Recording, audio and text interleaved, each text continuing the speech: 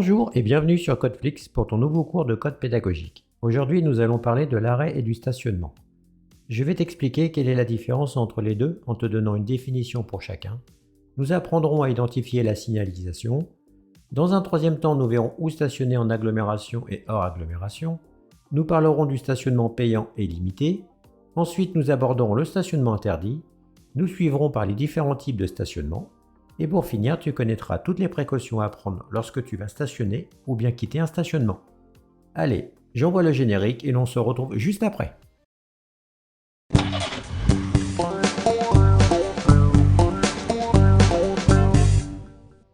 Commençons par les trois définitions suivantes. Celle de l'arrêt, du stationnement et du stationnement abusif. L'arrêt est une immobilisation de son véhicule dans le but de charger ou décharger des marchandises ou bien des passagers. Le conducteur doit rester à proximité du véhicule afin de pouvoir le bouger à tout instant. Le stationnement est défini par une immobilisation de son véhicule et le quitter. Quant au stationnement abusif, il est défini par une immobilisation de son véhicule au même endroit au-delà de 7 jours. Voyons maintenant la signalisation concernant le stationnement et l'arrêt. Tout d'abord, le panneau de stationnement interdit est défini par un panneau rond à fond bleu avec un cercle rouge comportant un seul trait rouge à l'intérieur. Le panneau de fin de stationnement interdit est quant à lui identifiable par sa couleur noire et blanche. Le panneau de stationnement et d'arrêt interdit est défini par un panneau rond à fond bleu avec un cerclage rouge comportant cette fois-ci deux traits rouges signifiant l'interdiction de stationner ainsi que l'interdiction de s'arrêter. Le panneau permettant d'identifier un stationnement unilatéral à alternance semi-mensuelle est identique à celui de l'interdiction de stationner, dans lequel nous allons retrouver les indications 1 à 15 dans la partie haute du panneau et de l'indication 16-31 dans la partie basse du panneau. Quant au panneau de la fin de stationnement unilatéral à alternance semi-mensuelle, celui-ci sera de couleur noire et blanche. La mention de 1 à 15 dans le panneau autorise un stationnement du côté des numéros impairs des habitations, du premier jour jusqu'au 15e jour du mois en cours. Quant à la mention 16-31, elle autorise le stationnement du côté des numéros pairs des habitations, du 16e jour du mois jusqu'à la fin du mois en cours. À la fin de chaque période, le changement s'effectue entre 20h30 et 21h. Pour le non-respect du stationnement unilatéral alternance semi-mensuelle, on encourt une sanction de deuxième classe, c'est-à-dire une amende de 35 €.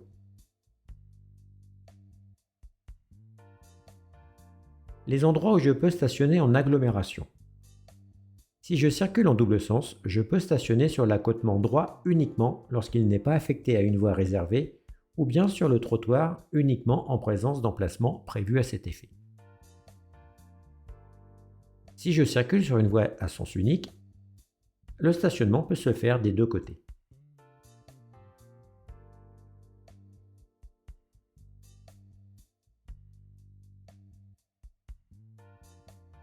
Si je circule hors agglomération et sur une voie en double sens, alors je pourrais stationner sur l'accotement droit uniquement si celui-ci le permet et si la signalisation ne l'interdit pas et sans gêner la visibilité. De nuit, le stationnement sur la chaussée devra se faire avec les feux de position. Le stationnement payant est quant à lui identifiable avec le panonceau horodateur plus un marquage au sol écrit payant.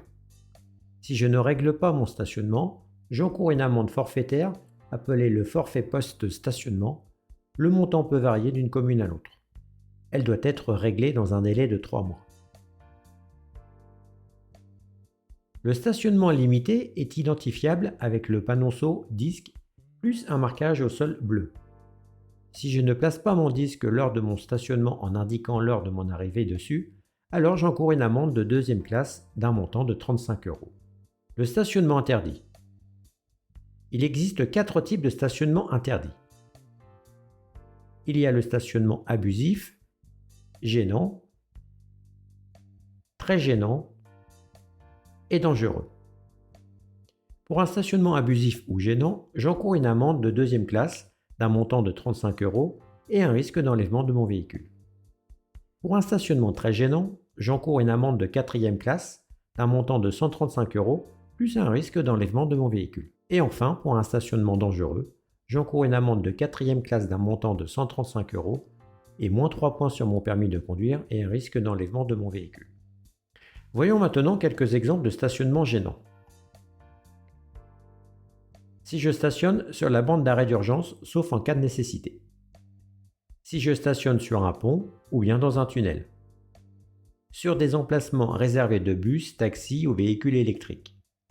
Devant une sortie carrossable empêchant la sortie des autres usagers et sur des emplacements de livraison, hors période autorisée. Vous pouvez revoir les sanctions encourues pour un stationnement interdit.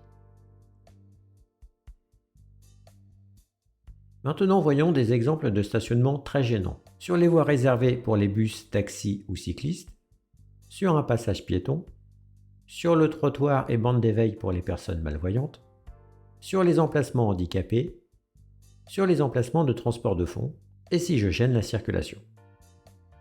Vous pouvez revoir les sanctions encourues pour un stationnement interdit.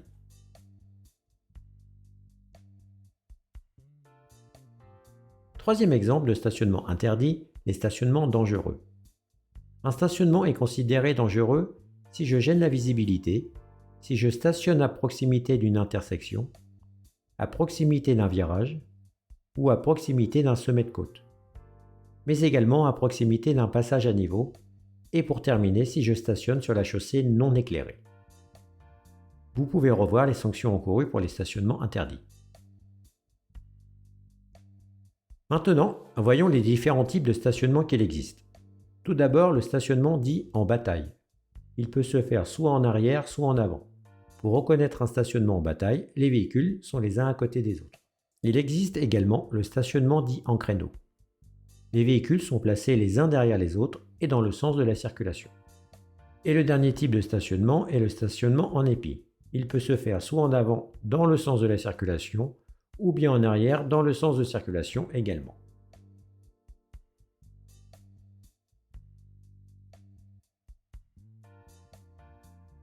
Voici maintenant les précautions à prendre avant de stationner. Dans un premier temps, je repère une place. Ensuite, je contrôle derrière moi pour ne pas surprendre. Et dans un troisième temps, je vérifie dans mon rétroviseur droit et j'actionne mon clignotant droit. Et dans un quatrième et dernier temps, je ralentis en douceur et je m'arrête.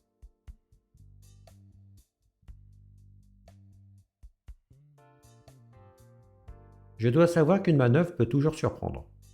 Alors je cède le passage aux autres véhicules, aux piétons, aux cyclistes ainsi qu'aux cyclomoteurs, même si j'ai débuté ma manœuvre.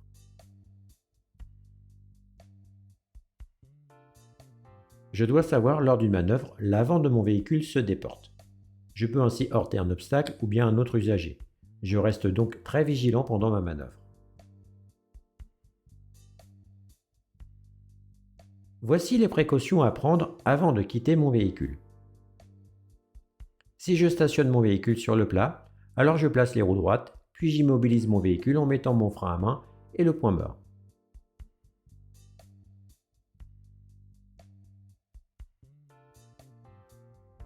Si je stationne mon véhicule en descente, alors j'oriente mes roues vers le trottoir, puis j'immobilise mon véhicule en mettant mon frein à main et je laisse la première vitesse.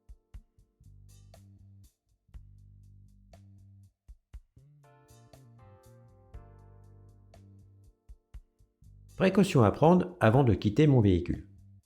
Lorsque je vais quitter mon véhicule, je vais vérifier de laisser aucun objet de valeur en évidence pour éviter toute effraction.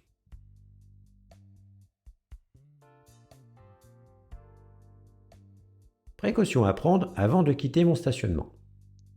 Dans un premier temps, je vérifie le rétroviseur extérieur gauche et j'actionne mon clignotant si aucun véhicule est en approche. Ensuite, je vérifie dans mon angle mort gauche que personne ne soit présent. Puis je vérifie que je peux quitter mon stationnement sans gêner ceux qui arrivent devant moi et sans faire ralentir ceux derrière moi. Voilà, ce cours est à présent terminé. N'hésite pas à le revisualiser pour bien acquérir les clés de compréhension afin d'être prêt pour répondre à toutes les questions sur le stationnement. N'oublie pas, il y a d'autres cours pédagogiques sur la chaîne, donc si tu souhaites continuer tes révisions, n'hésite pas à les regarder. Mais juste avant cela, comme à chaque fois, des petits clics pour t'abonner, partager et liker. afin d'aider la chaîne à se développer et continuer à te proposer des cours de qualité.